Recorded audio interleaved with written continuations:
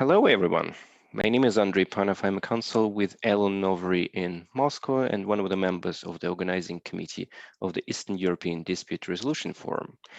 Welcome to this round of EEDRF Quick and Honest interview series with the leading arbitration practitioners.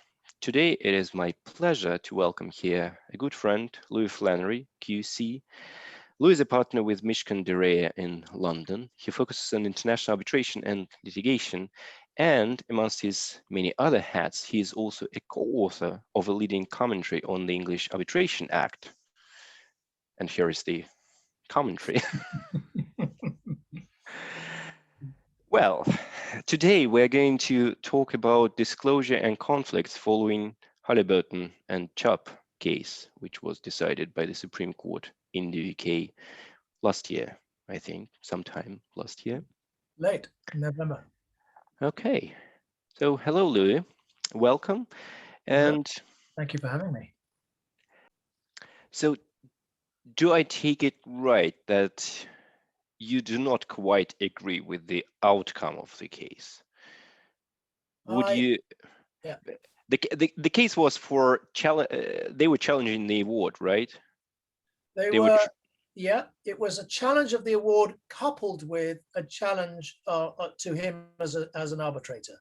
So there was what we call a Section 68 challenge to the award, which is a serious procedural irregularity, coupled with a Section 24 application to remove him for bias, for apparent bias. So they were interconnected, but there were two applications. So what would you decide if you were a judge? He had to go. No question, not even close to the line. He had consciously, he admitted, I mean, the problem with this is that you never get to cross-examine, you never get into the mind of the arbitrator. And I don't know why that is. I honestly don't know why he could not have been summoned to be cross-examined. He's compellable as a witness. He's within the jurisdiction. It's important to understand what he was thinking, and it's important to test his credibility or his answers. I think he would not have withstood decent cross-examination. I think that would have been unpleasant for him, because I think it would have been exposed. I would have also summoned for cross-examination the lawyers. Why didn't you say anything to Halliburton? You knew that you were appointing him in the later appointments. You knew that he'd been appointed as presiding arbitrator over Halliburton's objections, and yet you said nothing. Now they could say, well, that's not for us, it's for him to disclose. But in the Act, the test is whether in all of the circumstances there are justifiable doubts. And now I think they are material circumstances. But that wasn't really the way it was played. In fact, when we first came on as interveners for the Chartered Institute, one of our first questions to the Halliburton legal team was, can we see the emails between the arbitrator and the appointing party lawyers? No. Why not? Because we haven't asked for them. What do you mean you haven't asked for them? We didn't ask for them, and they're not being disclosed, and we're not going to ask for them. Why would you not ask for them? Why would you not want to see every communication between the arbitrator and the party? I mean, it would have just been the first thing I'd ask for, but they didn't ask for it. I mean, they may have, I'm not privy to all of the facts. There might have been a very good reason, but we certainly didn't get told what it was, really. And it was I think a glaring anomaly that we didn't see. So what would I have done? Yeah, I'm afraid once you've come to the conclusion that it was a duty to disclose, there was a duty to disclose, and number two, that there was a breach of that duty, I then think that what the court should have done, and I admit I didn't argue this at the time, but I think now the test should be, there should be a presumption of apparent bias, and the burden should then fall on the arbitrator to disprove the apparent bias. Once you've got breach, duty and breach, you should be gone, unless you can prove was entirely an innocent oversight, which I don't think he'd have been able to do. And why do you think this case was so much discussed outside of the UK? Obviously, for the UK, any judgment from the Supreme Court dealing with arbitration must be a big thing for an arbitration community. But I've seen many webinars about Halliburton and Chubb aimed at lawyers in different jurisdictions, Europe, the US, Russia, Eastern Europe, and so on and so forth.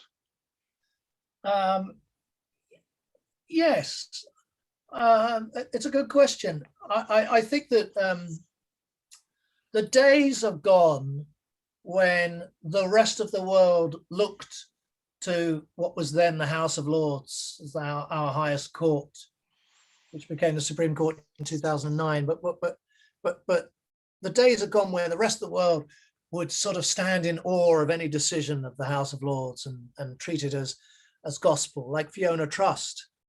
When the decision in Fiona Trust came out on separability, I think that was the sort of the last of the great House of Lords decisions or Supreme Court decisions that really infected the law in so many other jurisdictions. Now I think much more credence is paid towards judgments of the Supreme Courts or the highest courts in Switzerland or Sweden or France or Austria or Singapore. Singapore is a good example because it's a common law jurisdiction, where I think the Court of Appeal decisions in Singapore now are so well reasoned and so thoroughly thought through, including one 2 weeks ago on joinder under the LCIA rules, which came out. And as far as I can see, it's a first instance decision, but it's so well put together. I think it's brilliant. So why do I think it's had so much attraction? Well, it's had so much attraction because it's the biggest case on bias that we know of in the last 10 years. I mean, it's the big case on bias in arbitrations. And it's come out because we now know that there's a huge obligation on every arbitrator to disclose. And part of the problem in Halliburton was that under English law, there's only one obligation. It's as an arbitrator, you have a duty of fairness. But suppose I come to Andrey Panov next week and go, Andrey, I want to appoint you in an arbitration between X and Y, and you don't tell me that Y Limited is a subsidiary of a Russian company for whom you act in Russia. You accept the appointment, and then you make the disclosure after accepting the appointment. And I'd be going, Andrey, why didn't you tell me before? What are you telling me now for? You've accepted the appointment. Well, I had no duty to tell you. Well, I know. Well, you didn't. Well, no, I'm sorry. Really, I had no duty to tell you. My duty under the English Act is when I'm appointed as an arbitrator under Section 33. Before I'm appointed, I have no duty to tell you. Yeah, all right, you have no duty to tell me, but my God, what, you've got to save all this trouble. Now, that's the big problem with English law, where we've got no pre-arbitral appointment duty. And Halliburton fudges it by saying in the Supreme Court that there is a duty on anyone approached as an arbitrator. But what is the source of that duty? There's no source for it.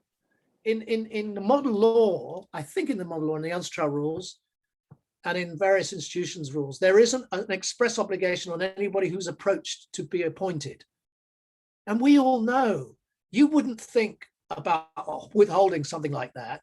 You pick up the phone to me and go, I would love to take the case, but I have a conflict and I can't tell you why. And that would be it. I wouldn't push it. You wouldn't have to say anything. And that would be the end of the conversation. And that would happen before you're appointed. But the state of English law at the moment is unsatisfactory because there is no pre-appointment obligation to disclose. And it's one of the many reasons why I think the English Arbitration Act needs updating to fill that gap. Since we talk about conflicts in general and disclosure obligations, and you do see it as an arbitrator, what's your approach to conflicts and disclosure? So what do you do when you're approached for appointment? You have to, first of all, and you would know this as well as I do, you get approached for an appointment and your first thought is, okay, how much of my time is this going to take compared to what I've got on at the moment? I'm not sitting as regularly as I was when I was at Stevenson Harwood, so I'm doing much more counsel work, but that's your first thought. Your second thought is, obviously, you immediately get the names and you run them through your firm's conflict machinery to find out if there's a conflict. And that is the source of your ability to say no if there is a conflict. There was a case a few years ago which was reported, and it was on the IBA guidelines. And the arbitrator, I know the arbitrator, and I've spoken to the arbitrator, but they had run the names through the conflict machinery in their firm, not knowing that the transaction which gave rise to the conflict had been it had been effectively codenamed in the firm. So the client's name was anonymized because it was so confidential. So when he ran his conflict check, it hadn't picked up this code name, and the client's identity was only revealed after he'd taken his appointment. And it was a challenge on the basis that he hadn't disclosed. And it was close. It was close in the sense that he nearly went down, but I think it was the right decision. So the short answer to your question, disclose everything. Just disclose it, and don't try and say, well, there might be disclosure, but I think I'm all right. I think if you're in any doubt, that's the one thing the Supreme got right in Supremes got right in Halliburton, that they said the duty is to disclose anything that might give rise to justifiable doubts. So, in other words, if you're in doubt, disclose. It's so much easier. It's going to save you a lot of pain later. If you don't disclose, it turns out to be something material and you have to resign. We've had a case of a very, very eminent arbitrator who was installed as presiding arbitrator in October, November. In March, she writes to the parties saying, I've disclosed her gender, but I haven't disclosed who it is. She writes to the parties saying, I'm terribly sorry, but Mishcon de Reya is acting for me in a very confidential matter. And I was like, what? I didn't know this. What? I was like almost crying, thinking, why didn't you know this before? How could you have forgotten? She'd forgotten about it. She'd completely forgotten about it. And she's had to resign. And of course, she then tried to say, well, I don't think it affects my impartiality. Well, you might not, but it's not really your decision. It's the other side. Now, this was institutional. And the other side were understandably up in arms about this. They were very cross. And my immediate reaction was, you have to go. I'm sorry, but there's no way your position can be sustained. And it took another week for the arbitrator to say, okay, I'm resigning. Like, it should have been instantaneous. I'm sorry, I've forgotten to disclose this. I have to resign. There's something confidential restraining me from continuing to sit as arbitrator in this case. And that would be it. So yeah, disclose. It's much better. Well, in this regard, as counsel acting for parties in arbitration, aren't we better off focusing on somebody whose practice is exclusively sitting as an arbitrator instead of going to our colleagues in bigger law firms, giving them this opportunity to get their first appointment, but at the same time running this risk of them suddenly having to disclose or even to step down, because things that could happen. Okay, they allow me to take the appointment, but they tell me that I may have to step down if the firm gets a very, lucrative piece of work from that group of companies involved in a dispute. Yeah, that's I've had that in an approach that's been made where X as a lawyer has come up to me and said, here are the parties, want to appoint you on behalf of claimant, da, da, da. And then I see that in the conflict search, somebody phones me up and says, well, actually, I'm touting for a bit of work from this company. And if I get it, it's going to be millions. You know, there's only one thing you're going to have to do, and that's resign. And you think, well, I may as well not even take the appointment now. And I think that's right. And the short answer to your question is, yes, if you are now thinking of appointing arbitrators, you need to bear in mind that if you're going to go to somebody in a large law firm, there's always a risk they may have to resign. Whereas if you go to the standalone players, of whom many are at the bar, in London anyway, you've got less chance. And there are plenty of them around. I mean, I'm pleased that somebody like Juliet has done it, because quite frankly, you know, she's 20 years younger than most of the aging, and she's, you know, of the clever agenda than people at certain arbitration chambers in London, where they have no females and no males under the age of 70. You know, it's an old man's game in some quarters. But my favorite is to be appointed as a winger in a case and get another established player as winger for the other side, and then to phone them up and say, you are old and grey and stale and male and pale, and I am old and grey and male and stale and pale. We do not need a third old, grey, male, stale and pale person in the middle. We need somebody who's younger than the both of us, who's of the opposite gender or ethnically diverse, and somebody who's never sat as a presiding arbitrator, because you've sat as presiding arbitrator, I've sat as presiding arbitrator. We both know the games. Let's give somebody a break. And I have done that 7 times in the last 5-6 years, and I've never encountered resistance.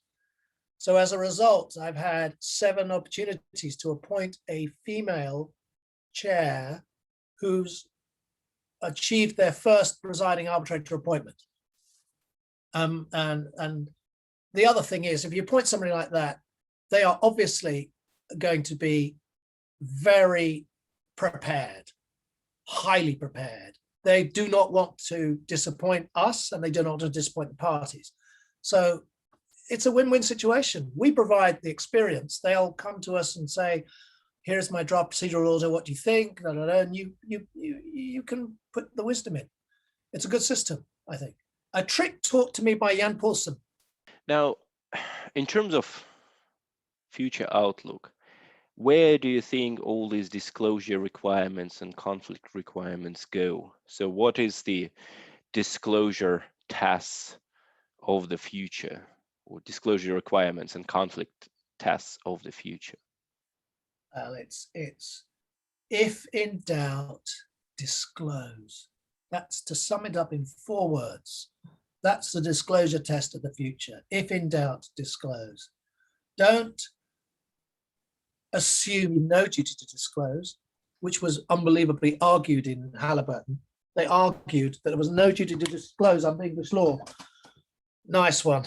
Yeah, that didn't go down well. That was one thing where I was slightly worried that the Supreme Court might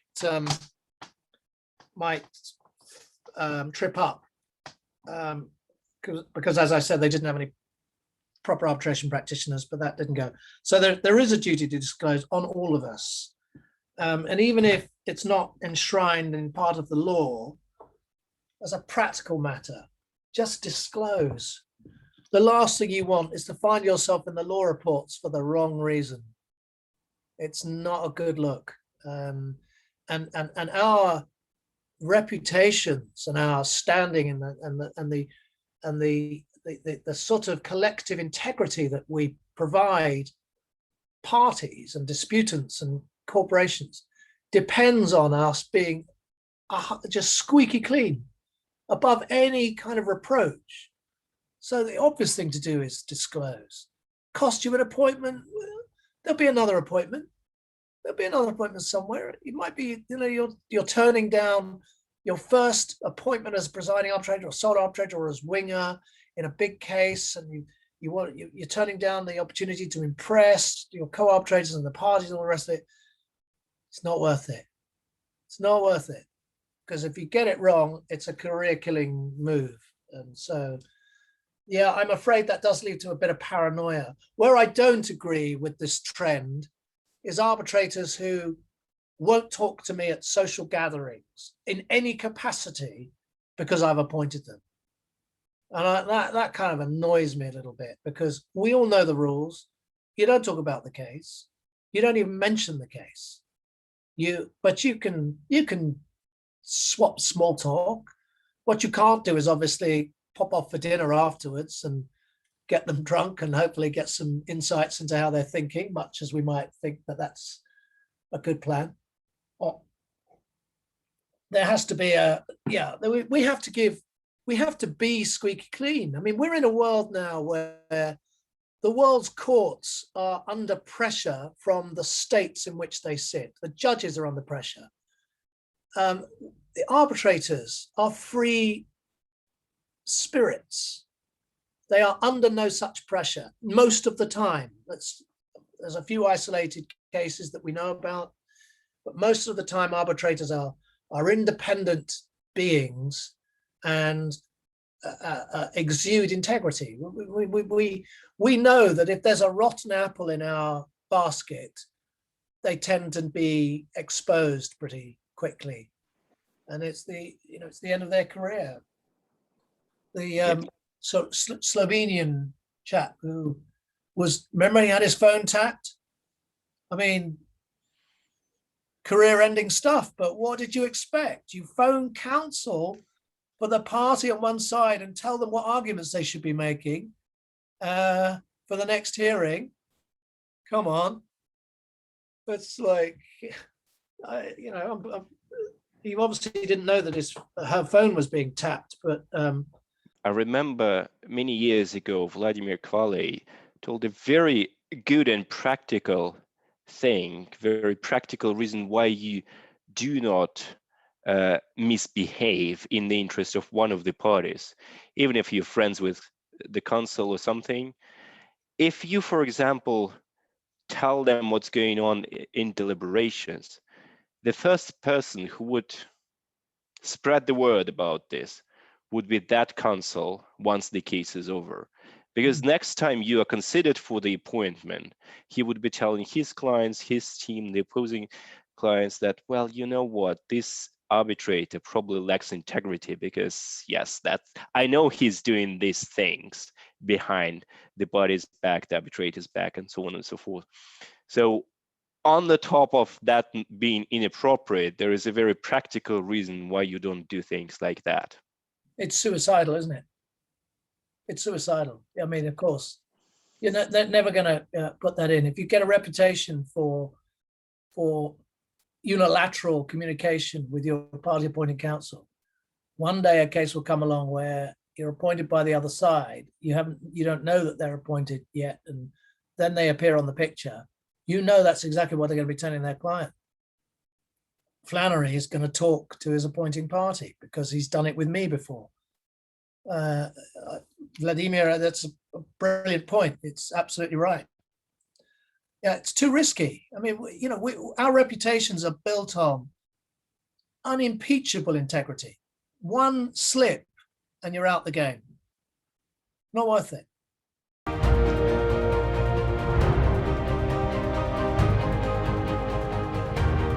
Now that we're moving close to the end of this interview, and by the rules of this interview series, we have 10 questions to ask, each of which should be answered in 10 seconds. Quick and honestly. Are you ready, Louis?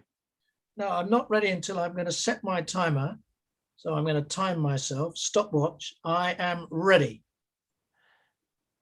Question number 1. What's your middle name? Khrushchev. And why? Because I was born in 1963 as a twin in London, where the Bay of Pigs had happened in October 1962 when I was conceived. There was still a tremendous sense of foreboding with the Cold War. One man was in power in the White House, one man was in power in the Kremlin, and my dad, in a probably paralytically drunk moment, decided that he was going to christen his twins after the leader of the free world and the leader of the communist world. And no priest in London, no Catholic priest in London, would anoint me with an atheist middle name until I think my dad paid 20 quid extra to some priest down in Brixton to do it. So we got in the newspapers, on the front page of every national English newspaper, for my middle name. I just love this story. It wasn't 10 seconds, but I just love this story. Sorry, yes, I did breach the 10 seconds rule, although that was 2 questions. But anyway, yes, I did way over the 10 seconds. All right, so don't ask me ask me a binary question next one. Okay, so we both breached the rules. Yeah. Agreed. Second question, your favorite tailor?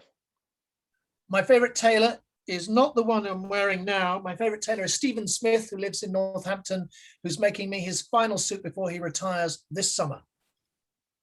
And your favorite shoemaker? A favorite shoemaker is Lobb, L-O-B-B. What's your favorite drink? Favorite drink is a Method and Madness 28-year-old Irish whiskey. If not a lawyer, what profession would you choose? Photographer. Your favorite book? A Tale of Two Cities by Charles Dickens. And a favorite movie? Scent of a Woman with Al Pacino. Who do you love most? My children. And who do you hate most? Racists, sexists, and pigeons. And then the final question, any plans for 2022? Yes. I'm so pleased. There is a wonderful book. My second favorite book, if you'd asked me, was Harper Lee's To Kill a Mockingbird. And it's a beautiful book set in the deep South America in racist times. And I had planned to see the stage version in London in June 2020, and it was put off until June 21, and it's now put off until June 22. It's to see an amazing actor called Rhys Ifans playing Atticus Finch in To Kill a Mockingbird in June 2022, and I'm very excited. That sounds like a wonderful plan. Let's hope you come to realize that. Well, thank you very much, Louis. It was my utmost pleasure to chat with you today. And likewise.